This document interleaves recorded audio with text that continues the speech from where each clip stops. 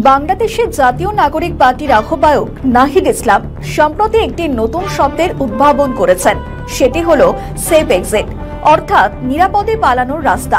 এখন প্রশ্ন হলো, কে বা কারা পালাবেন, কোথা থেকেই বা পালাবেন, কেনই বা পালাবেন?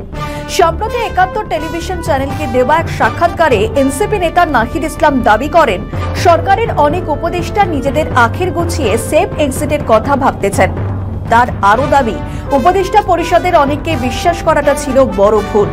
যারা উপদেষ্টা হয়েছে তাদের অনেককে যে বিশ্বাসটা করেছিলাম বা তাদেরকে আস্থা রাখতেছিলাম, সেই জায়গায় আসলে আমরা প্রতারিত হয়েছে। আমরা যখন সময় আসবে এদের নামও আমরা উন্মুক্ত করব। বাংলাদেশের দুর্দণ্ড প্রতাপ ছাত্র নেতার বক্তব্য ঘিরে সামাজিক যোগাযোগ মাধ্যমে ফেসবুকে নানা আলোচনা সমালোচনা চলছে। কেউ পক্ষে আবার কেউ বিপক্ষে মন্তব্য করছেন। গত বছরের জুলাই গণ অভ্যুত্থানের সময় আওয়ামী লীগ সরকারের পতনের পর এক দফা ঘোষণা করেছিলেন সেই সময় বৈষম্য বিরোধী ছাত্র আন্দোলনের সমন্বয়ক নাহিদ ইসলাম। বাংলাদেশের ছাত্র আন্দোলনকারীদের অন্যতম মুখ নাহিদ অন্তর্বর্তী সরকারের উপদেষ্টাও ছিলেন।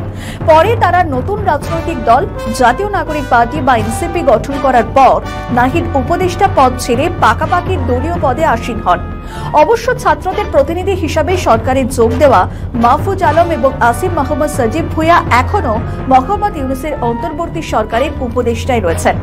যদিও সাবেক তথ্য উপদেষ্টা নাহিদ ইসলাম দাবি করেছেন, তারা কেউ সরকারের উপদেষ্টা পদে যেতে চাননি। তারা জাতীয় সরকার গঠনের আহ্বান জানিয়েছিলেন। সেটা হলে ছাত্রদের দায়িত্ব নিতে হতো না। তার আরো দাবি, অন্তর্বর্তী সরকার ক্ষমতায় আসার পর থেকে এখনো পর্যন্ত এই সরকারকে উৎখাত করার পাল্টা বিপ্লবের চেষ্টা চলছে।